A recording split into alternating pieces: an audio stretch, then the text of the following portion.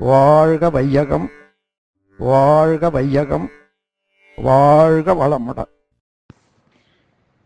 வாழ்க வையகம், வாழ்க வையகம், வாழ்க வளமுடன். குரு வாழ்க, குருவே துணை. மனிதவள மேம்பாட்டிற்கு மானவளக்கலை அப்படிங்கிற தலைப்பில் சென்னை வானொலி நிலையத்தில் சுவாமிஜி அவர்கள் கொடுத்த பேட்டியினுடைய 10வது மற்றும் 11வது கேள்விகளை வாசிக்க இருக்கிறோம். இதில் 10வது கேள்வியாக அந்த பேட்டி காண்றவர் கேட்குறாரு, பெண்களுக்கு நேரமே இருக்கிறதில்ல, ஃபேமிலி லைஃப்லையே பெரும்பாலான டைம் அவங்களுக்கு செலவழிஞ்சிடுறதுனால நேரம் இருக்கிறதில்ல, தனக்காக நேரம் ஒதுக்க முடியறதில்ல. அப்படி இருக்கும் பொழுது அவங்களுக்கு தியானம் தேவையா? தியானம் தேவை அப்படின்னு சொன்னால் எப்படி குரு இல்லாமல் அவங்க கற்றுக்க முடியும்? குரு அப்படிங்கிறவரை தேடி போகணும் அப்படின்னா அவங்களுக்கு டைம் இல்லாமல் இருக்கே, என்ன செய்யலாம் அப்படின்னு சொல்லி கேள்வி கேட்குறாரு. சுவாமிஜி அவர்கள் சொல்கிறாரு, பெண்கள் எந்த பிரச்சனையும் இல்லை, என்னால் நல்லபடியாக மெயின்டைன் பண்ண முடியுது அப்படின்னு சொன்னால் தேவையில்லை தியானம். ஆனால் ஒரு சின்ன கஷ்டம் வந்தால் கூட ஐயோ கஷ்டம் வந்துருச்சே அப்படின்னு சொல்லி அவங்க புலம்புறாங்க, மனக்கவலை அடைகிறாங்க, கஷ்டப்படுறாங்க. அப்படிங்கும்போது அவங்களுக்கு தியானம் கண்டிப்பாக தேவை அப்படின்னு சொல்லி சொல்கிறார். அதே மாதிரி கேள்வி கேட்குறவர் அடுத்த கேள்வியாக, உலகம் முழுக்க மனித வாழ்க்கையில் குடும்பங்களில் குழப்பமும் பிணக்குகளும் சிக்கல்களும் அதிகமாக இருக்குது. அப்போ இந்த மனவளக்கலை மூலமாக குடும்ப அமைதிங்கிறது எப்படி உண்டாக்க முடியும்? எல்லா இடங்கள்லையுமே ஒரே சிக்கலும் குழப்பமும் தானே இருக்குது வேர்ல்ட் லெவலில். உங்கள் மனவளக்கலை அதை எப்படி தீர்த்து வைக்க முடியும் அப்படின்னு சொல்லி கேட்குறாரு. சுவாமிஜி அவர்கள் அதற்கு பதிலாக, இந்த உலகத்தை முழுக்க ஒரே நாளில் திருத்திடணும் மாற்றிடணும் அப்படிங்கிறதெல்லாம் நினச்சா கண்டிப்பாக முடியாது. எந்தெந்த இடத்துல சிக்கல்கள் இருக்குது, எந்தெந்த மாதிரியான சிக்கல்கள் வருது, எங்கெங்கெல்லாம் ஓட்டைகள் இருக்குது, அந்த ஓட்டைகளை அடைப்பதற்கு என்ன முயற்சிகள் எடுக்கணும் அப்படிங்கிறதெல்லாம் பார்த்து சரி செய்யணும். அதுக்கு அடிப்படையிலேருந்து சரி செய்யணும். குழந்தைகளுடைய கருவமைப்புலேருந்தே கொண்டு வரணும். கருவமைப்பு, அதுக்கப்புறம் குழந்தை வளர்ப்பு, தொழில், கல்வி, இந்த மாதிரியான விஷயங்கள் எல்லாம் அடிப்படையிலேருந்து மாற்றப்படும் பொழுது மட்டும்தான் இந்த உலகத்தில் இருக்கக்கூடிய எல்லா சிக்கல்களும் தீரும், பிணக்குகளும் தீரும். அதுக்கு மனவளக்கலை எல்லாருக்கும் போய் சேரணும், எல்லா லெவலில் இருக்கிறவங்களுக்கும் போய் சேரணும். பாலிட்டிஷியன்ஸுக்கு போய் சேரணும், அட்மினிஸ்ட்ரேட்டிவ் லைனில் இருக்கிறவங்களுக்கு போய் சேரணும். எல்லாருக்கும் போய் சேர்ந்தால் மட்டும்தான் அமைதி அப்படிங்கிறத கொண்டு வர முடியும். அதே மாதிரி பெண்கள் கருவுற்று இருக்கும் பொழுது நல்ல விஷயங்களோட நல்ல சிந்தனைகளை சிந்தித்து கொண்டு இருந்தாங்கன்னா அதன் மூலமாக அவங்களுக்கு பிறக்கக்கூடிய குழந்தையும் நல்ல விதமாக பிறந்து சமுதாயத்துக்கு நன்மை செய்யக்கூடியதாக இருக்கும். அப்படி இல்லாமல் சினிமா பார்த்துட்டு ஒரு குழந்தை உருவாகுது அப்படின்னு சொன்னால் அதுக்கு பதிவுகளும் அதே மாதிரியாகத்தான் இருக்கும். ஏன்னா இன்றைக்கி சினிமா கல்ச்சரில் கன் கல்ச்சரும் ஃபன் கல்ச்சரும் தான் மிகுதியாக இருக்கிறது.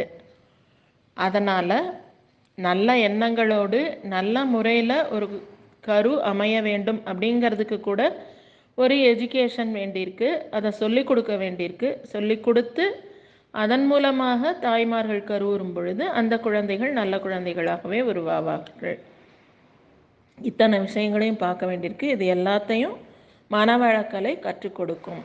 நல்ல முறையில் எப்படி ஒரு தாயார் குழந்தை பெறுவதற்கு முன்னாடியே இருந்தால் அந்த குழந்தை நல்ல விதமாக உருவாகுங்கிறதெல்லாம் மனவளக்கலையின் மூலமாக தெளிவுபடுத்தப்படுகிறது அப்படிங்கிறது சுவாமிஜி அவர்களுடைய பதிலாக இருக்கிறது. இப்போ கேள்வி நம்பர் 10. குடும்ப ஸ்திரீகளுக்கு தனக்காக நேரம் இருப்பதில்லை. அப்படி இல்லாத போது தனக்கு என்று ஒரு குருவை தேர்ந்தெடுத்து அவரிடம் ஒரு பயிற்சி பெற ஒரு வாய்ப்பு வர வேண்டும்.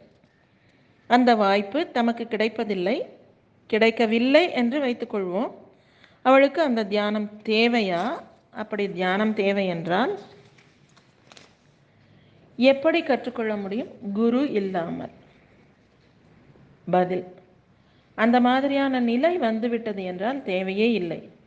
ஆனால் ஏதேனும் ஒரு கஷ்டம் வந்தால், ஐயோ கஷ்டம் வந்து விட்டதே, கஷ்டம் வந்து விட்டதே என்று சொல்வார்கள் பாருங்கள், அப்போது தியானம் தேவை. அந்த மாதிரியான நிலைன்னு சுவாமிஜி எதை மீன் பண்ணுறாருன்னா, அதாவது நல்ல மிக உயர்வான ஒரு பக்குவமான நிலையை அடைஞ்சிட்டாங்க அப்படின்னா தியானம் தேவையில்லை. ஆனால் அந்த பக்குவமான நிலைங்கிறது வந்துருச்சுன்னா எந்த நேரமும் அவங்க ஐயோ கஷ்டம் வந்துருச்சேன்னெலாம் யோசிக்க மாட்டாங்க, புலம்ப மாட்டாங்க. எப்போ இந்த மாதிரியான சிக்கல்களையும் கஷ்டங்களையும் கண்டு மனம் வருந்தி புலம்பக்கூடிய நிலைமை வருதோ அப்போ கண்டிப்பாக தியானங்கிறது தான் அதை கரெக்ட் பண்ண முடியும் அப்படின்னு சொல்லி சொல்கிறார். கேள்வி நம்பர் 11. உலகம் முழுவதும் மனித வாழ்க்கையிலே, குடும்பங்களிலே குழப்பம், பிணக்குகள் அதிகமாக உள்ளன என்பதை எல்லோரும் ஏற்றுக்கொள்கிறார்கள். 1994ஆம் ஆண்டு ஐக்கிய நாட்டு சபையே குடும்ப ஆண்டாக அறிவித்துள்ளது.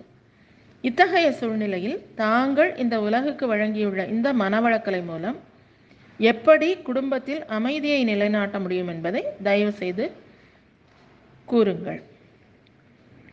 பதில்: கருத்தரித்தது முதற்கொண்டு அக்குழந்தையை வளர்க்கும் காலம் வரையில் அப்படி உணர்ந்தவர்கள் வளர்க்கும் போதுதான் அக்குழந்தை நல்ல முறையில் வளரவும் வாழவும் முடியும்.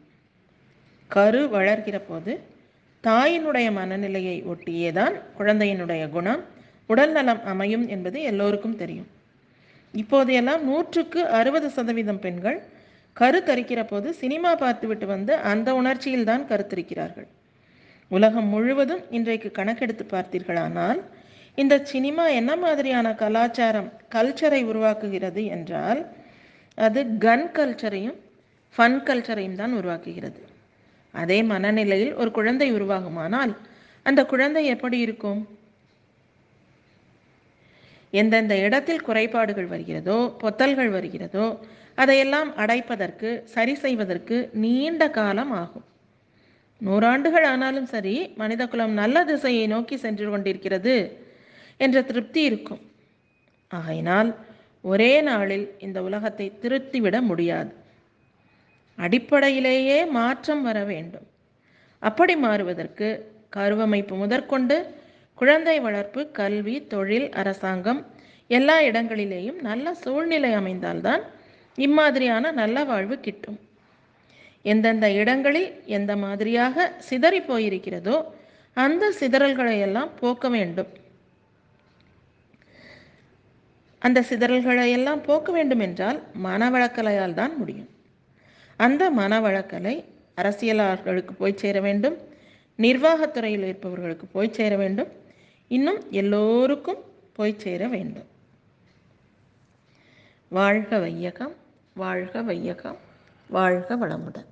குரு வாழ்க, குருவே துணை. வாழ்க வளமுடன். ஸ்கை வேதாத்ரி அமுதம் சேனலை சப்ஸ்கிரைப் பண்ணாதவங்க சப்ஸ்கிரைப் பண்ணுங்கள், பெல் பட்டனை டச் பண்ணுங்கள். அப்போ தான் நாங்கள் போடுற எல்லா வீடியோஸும் உங்களுக்கு கிடைக்கும். நன்றி. வாழ்க வளமுடன்.